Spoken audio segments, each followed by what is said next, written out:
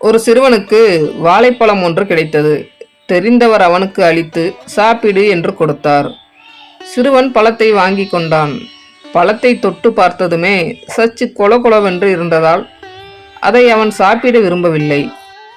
அந்த பழத்தை அப்பாவிடம் கொடுத்தான். நீ சாப்பிடு, உனக்குத்தானே கொடுத்தார் என்றார் அவனுடைய அப்பா. எனக்கு இப்பொழுது வேண்டாம், நீங்கள் சாப்பிடுங்கள் என்றான் சிறுவன். சிறுவனின் தந்தை பழத்தை பார்த்தார். பழம் சாப்பிடும்படியான நிலையில் இல்லை என்பதை தெரிந்து கொண்டார். மனைவியை அழைத்தார். இந்த பழத்தை சாப்பிடு, நானே சாப்பிடுவேன், ஆனால் எனக்கு பசி இல்லை என்று கூறி மனைவிக்கு அந்த பழத்தை தானம் செய்தார். மனைவி பழத்தை சாப்பிடலாம் என்று தன் கையில் வாங்கி கொண்டாள். வாங்கிய பிறகுதான் பழம் மிகவும் பழுத்து விட்டது என்பதை அறிந்தாள். தோலை உரித்து பார்த்தால் ஒருவேளை அது அழுகிய பழமாகவும் இருக்கக்கூடும் என்று எண்ணினாள். அதனால் அவள் அப்பழத்தை உரிக்காமலே இதை யாருக்கு கொடுக்கலாம் என்று யோசித்தாள். அப்போது வீட்டு வேலை செய்யும் வேலைக்கார பெண் வந்தாள். வேலைக்கார பெண்ணிடம், இங்க வா, ரொம்ப களைப்பா இருக்கிறாயே, இந்த பழத்தை சாப்பிடு என்று கையில் இருந்த வாழைப்பழத்தை அவளிடம் தந்தாள். பழத்தை பெற்று கொண்ட வேலைக்காரி அதை சாப்பிட முடியாது என்பதை அறிந்து கொண்டாள்.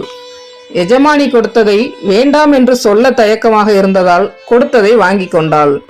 பிறகு வாசல் பக்கம் சென்றாள். பழத்தை தூக்கி போட்டு விடலாம் என்ற எண்ணத்தில்தான் வாசல் பக்கம் வேலைக்காரி வந்தாள். அப்போது தெருவில் பால்காரன் பசுமாட்டுடன் சென்றதை பார்த்தாள்.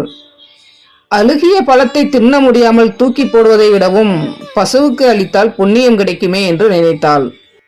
பழத்தை கொண்டு போய் பால்காரனிடம் கொடுத்து பசுவுக்கு இதை கொடுத்து விடு என்றாள். பால்காரன் பழத்தை வாங்கினான்.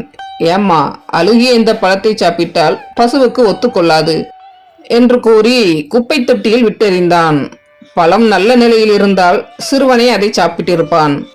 நன்றாக இல்லை என்று தெரிந்ததால் தான் சிறுவன் அப்பாவுக்கும், அப்பா அம்மாவுக்கும், அம்மா வேலைக்காரிக்கும், வேலைக்காரி பசுவுக்கும் தானம் செய்தார்கள்.